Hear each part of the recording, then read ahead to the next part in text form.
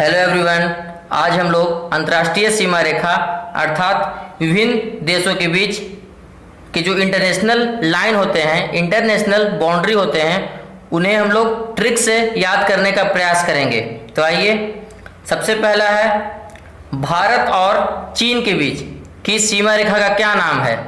तो आप इसे ट्रिक से ऐसे याद कर सकते हैं, भारत और चीन के बीच जो लाइन है वो क्या है, बहुत ही पतली है। कैसा है? बहुत ही पतला।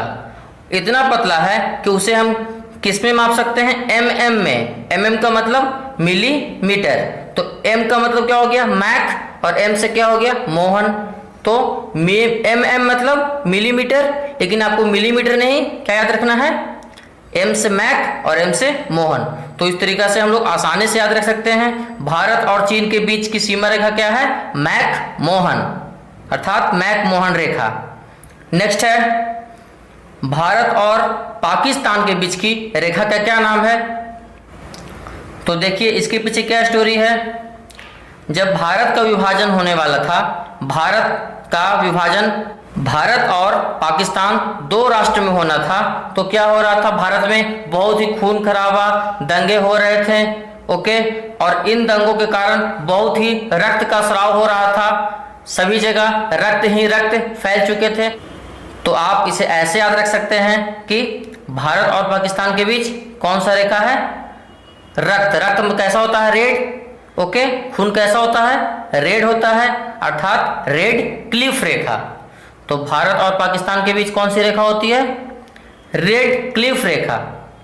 नेक्स्ट है उत्तर कोरिया और दक्षिण कोरिया, अर्थात नॉर्थ कोरिया और साउथ कोरिया के बीच कौन सी रेखा है? ओके, तो आप देखिए, नॉर्थ कोरिया का मतलब क्या होगा? N से नॉर्थ और S से साउथ। तो हम नॉर्थ कोरिया को क्या लिखेंगे? देखिए, नॉर्थ कोरिया को हम लिखेंगे NK और O, नॉर्थ कोरिया। और साउथ कोरिया को क्या लिखेंगे? साउथ कोरिया को S मतलब साउथ, K मतलब कोरिया, और O इसी का सेकंड लेटर है। ओके, तो नॉर्थ कोरिया को हमने लिख दिया NKO और साउथ कोरिया को लिख दिया SKO। अब देखिए KO को आप क्या कीजिए, दोनों को पास लाइए और मिलाइए। तो पास लाने से क्या बन जाएगा? देखिए, K मिलकर क्या बन जाएगा? 3 बन जाएगा, और O मिलकर क्या बन जाएगा? 8 बन जाएगा। अर्थात नॉर्थ कोरिया और साउथ कोरिया के बीच कौन सा रेखा है? 38 पैरेलल लाइन। कौन सी? 38 पैरेलल लाइन, अर्थात 38वीं समानांतर रेखा।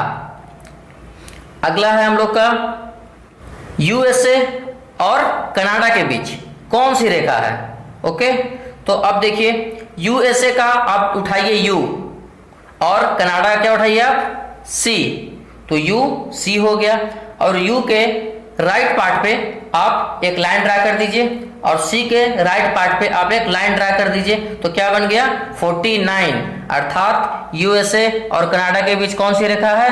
49 पैरेलल लाइन, अर्थात 49वीं समानांतर रेखा।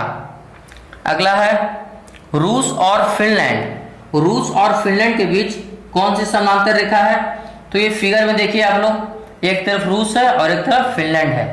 तो रूस और फिनलैंड है, वहां पर क्या पड़ती है? बहुत ही अधिक ठंड पड़ती है, बहुत ही अधिक ठंड, और वो जगह हमेशा बर्फ से ढकी रहती है। तो देखिए, रूस और फिनलैंड के बीच का जगह हमेशा किससे ढकी रहती है? बर्फ से। बर्फ मतलब क्या? हिम। तो आप इससे याद रख सकते हैं कि रूस और फिनलैंड जो ठंडी जगह है, और इतनी ठंडी है कि बीच में हमेशा उन दोनों के बीच में लाइन पर हिम बिछी रहती है। और हिम बिछने से इसका नाम क्या हो सकता है? मेन रहीम।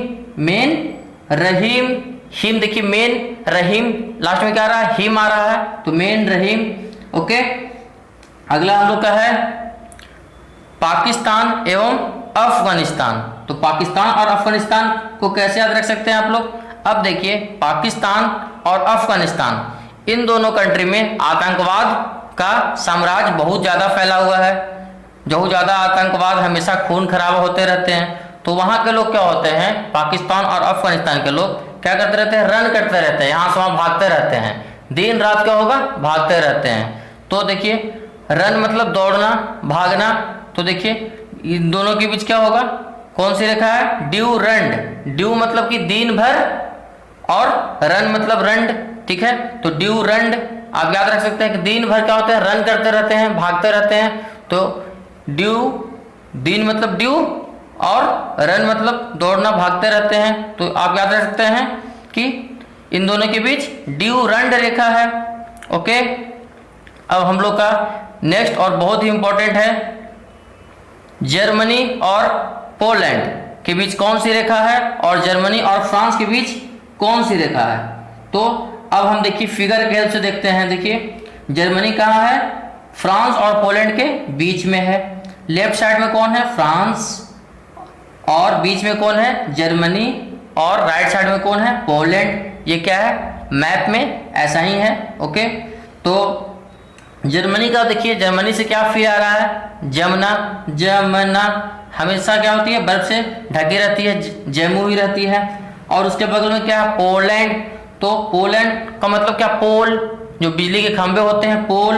ओके, तो पोलैंड ने क्या किया, पोल खड़ा कर दिया। पोलैंड ने पोल खड़ा कर दिया और जर्मनी ने उसे क्या किया, जर्मनी में इतना ठंड पड़ता है, जमना सबको जमा देती है।